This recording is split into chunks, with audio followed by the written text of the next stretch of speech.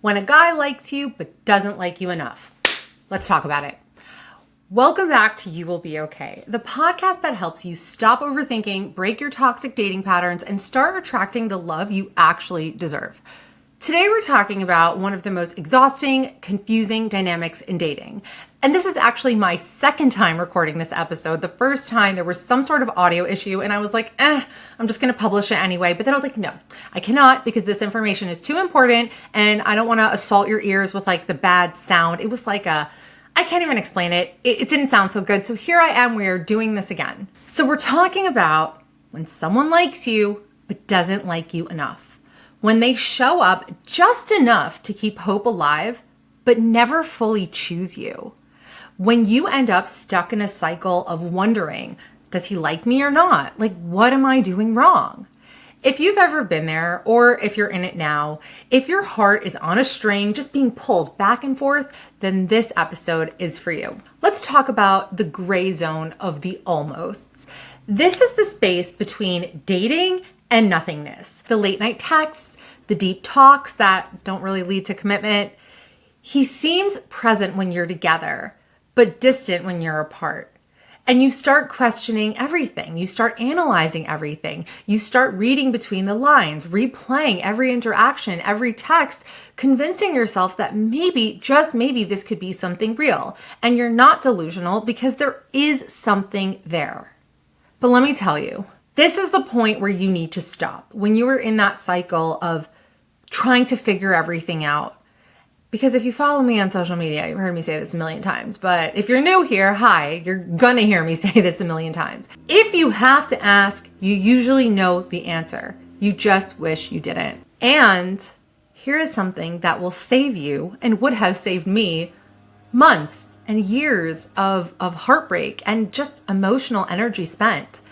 If he liked you enough, you would know. You wouldn't be confused. It gets confusing because of that gray zone, because of that space where there is definitely interest, but it's not really going anywhere. We'll look at what this looks like, but we're also going to look at what it does to you and why it's having that effect on you and why you're having such a hard time just detaching from this person who is just being so confusing and unclear. So why do we get in this cycle of trying to prove ourselves? Like if someone doesn't see our value, why don't we just walk away? Why don't we just leave? And one of the hardest pills to swallow is that we're not just trying to win him over. We're trying to win back a sense of self-worth. You attach to the idea of being chosen because you believe that if this person picks you, then it will mean that you're good enough. It will mean that you're lovable. It will mean that you're not going to end up alone. And maybe that's a fear that you carry, which unfortunately many of the women I work with do carry that fear, as irrational as it may be. Maybe it will erase the pain from past rejections, your insecurities, or the fear that maybe you're just broken. And so you stay and you overfunction and you twist yourself into someone a little bit more chill, a little bit more fun, a little bit more easygoing, a little bit more of whatever it is that you think that he wants. You show him how supportive you are, how understanding you are, how patient you are. Like, what else do I need to show this guy to get him to just pick me already?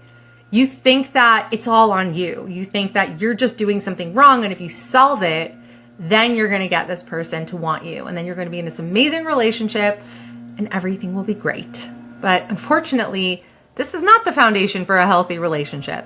This is the foundation to completely eviscerate any feelings of worth. Here's the truth that will set you free. You should never, ever have to convince someone to want you. If it feels like work, it's just not right. Love isn't something that you perform for. It's something that meets you where you're at. Not something that you need to hustle for. I remember, so embarrassing. I think I talked about this in that other episode I did about knowing if a guy likes you, but I really liked this guy. He seemed interested in me, but he wasn't asking for my number. He wasn't asking me out. And I found this site all about like psychological tools to get someone to like you.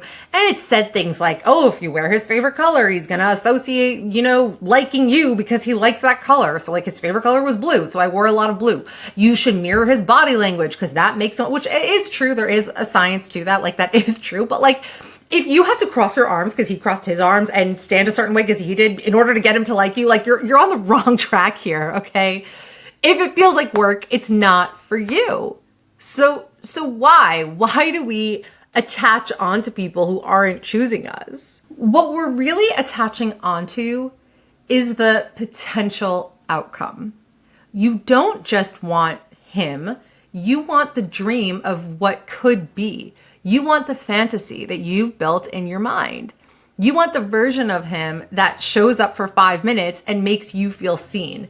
Not the version of him that like disappears for 5 days at a time. You're holding on to the times when he does seem like he likes you and he sees you. And you might tell yourself, well, if I walk away now, what if I'm giving up on something that's just getting going? And so you wait and you hope. And what happens while you're doing this? You suffer. You tell yourself that you're just invested. You tell yourself you're just giving it a little bit more time. You're trying to be patient. You don't want to rush things. But what you're really invested in is a version of this relationship that only exists in your imagination. And I'm sorry if that hurts to hear. I know that I can be a little brutally honest. I don't even like that expression, but for lack of a better word. But when I talk to you guys about this, it is not coming from a place of lack of empathy, because I have all the empathy in the world. I have dedicated like half my life to helping women with their relationships because I suffered so immensely, and I wish that there was someone to tell me all the things that I'm telling you. So it always comes from love. Attaching to an outcome will always keep you stuck in the wrong story. Healthy love is not built on potential, it's built on reciprocity.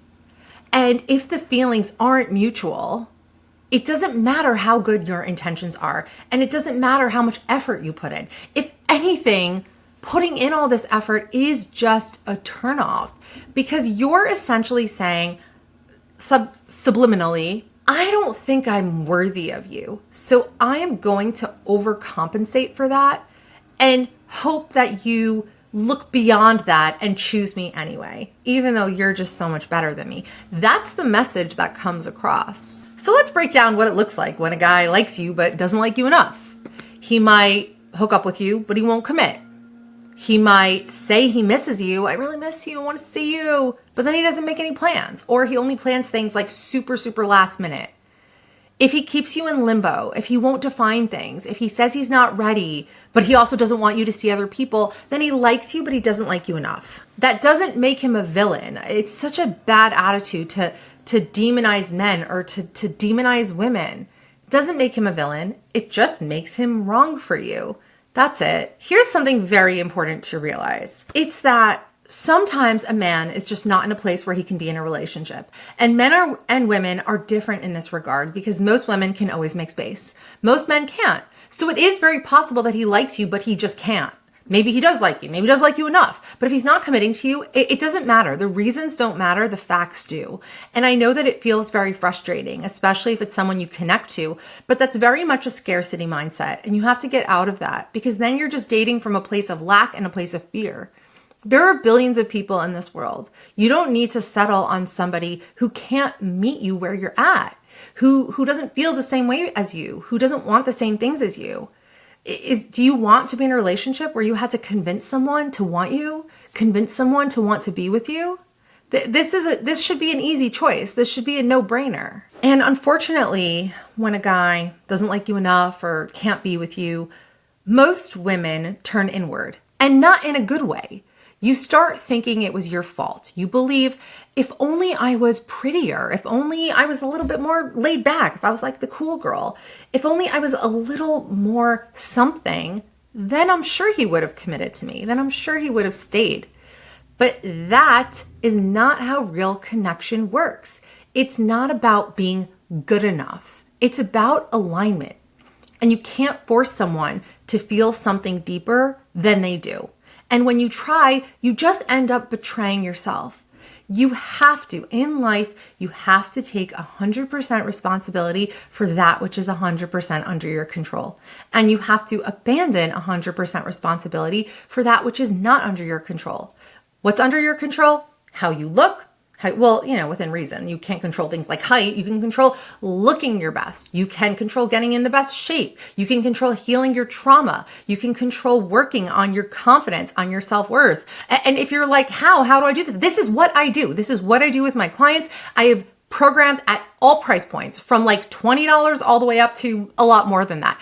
And aside from me, there are so many resources. That's under your control. Show up as someone who is ready to receive love, who is ready to be in a healthy relationship.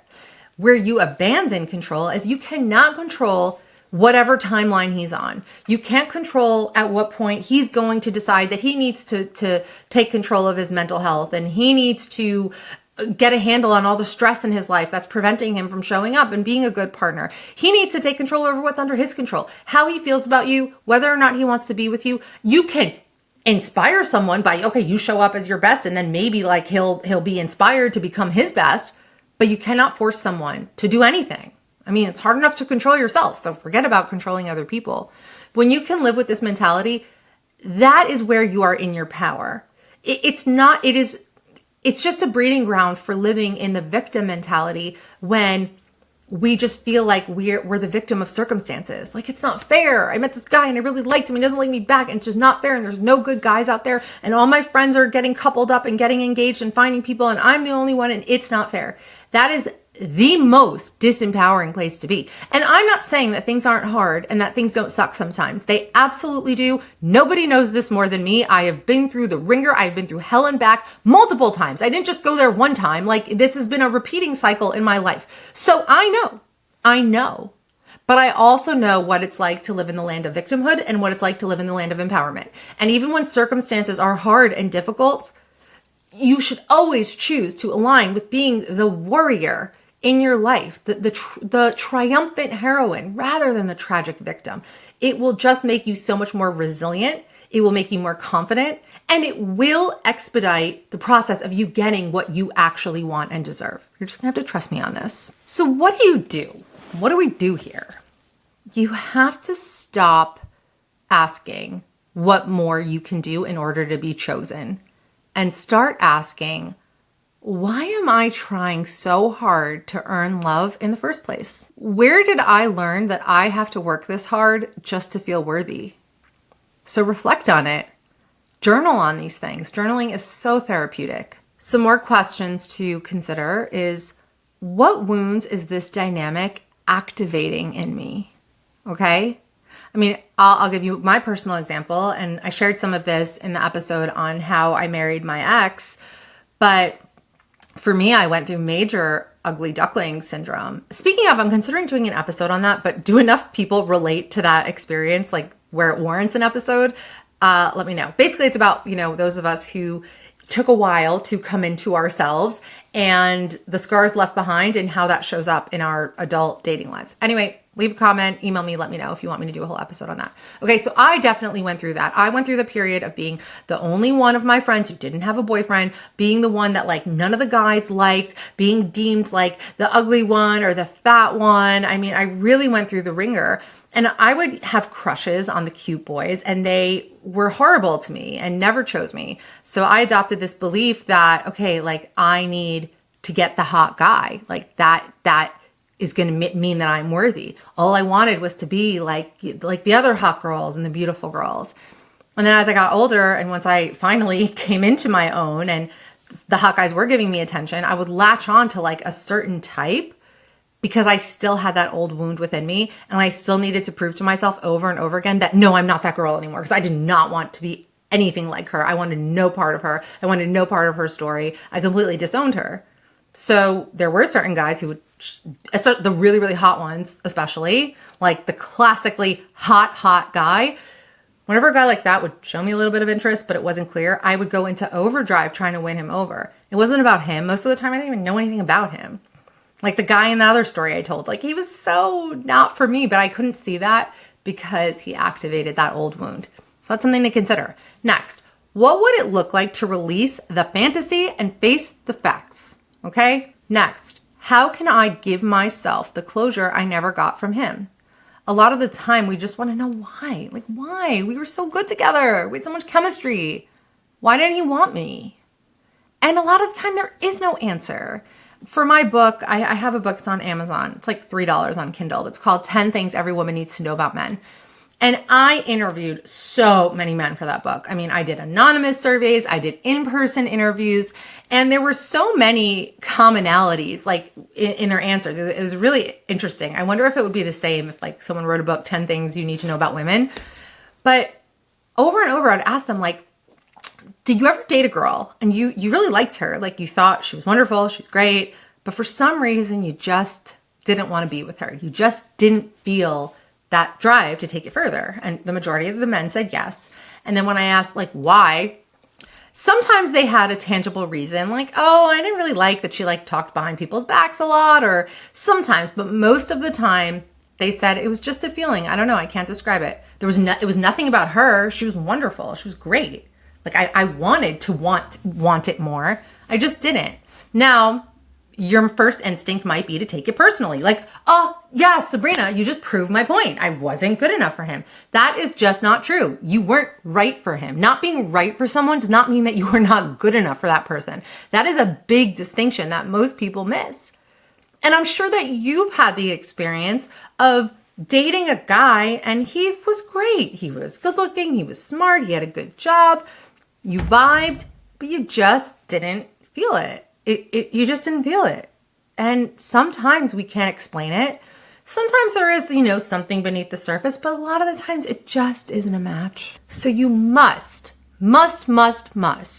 remind yourself that you are not unlovable. Please don't use this as more evidence to prove a faulty old limiting belief, a faulty old story that you're still carrying. You are not too much. You are not unworthy of love. You were just giving your love to someone who didn't know how to hold it, who either didn't have the capacity, didn't have the willingness. That's it. So if you are ready to break this pattern, if you are tired of ending up in the gray zone, if you're done chasing clarity from people who are only giving you confusion, if you're ready to stop questioning your worth and start attracting real available love, then I would love for you to consider joining my 8-week course. It is also called You Will Be Okay. This is an immersive, intensive experience where we work together very closely. You work with me personally to uncover your blocks, to heal your patterns, and to build your magnetic self-worth from the inside out. Because it's not just about understanding your love life or understanding yourself, it's about transforming it. So you will learn how to let go of anxious attachments, how to stop getting stuck in almost relationships, how to set unshakable standards, and become the kind of woman who doesn't chase love because she attracts it. If you want to learn more, go to sabrinabendory.com. You can also DM me on Instagram, sabrinabendory, or send me an email, sabrina@sabrinabendory.com. I also just love to hear from you in general. So please share your thoughts on this episode, if it was helpful, what you'd like me to cover in future episodes.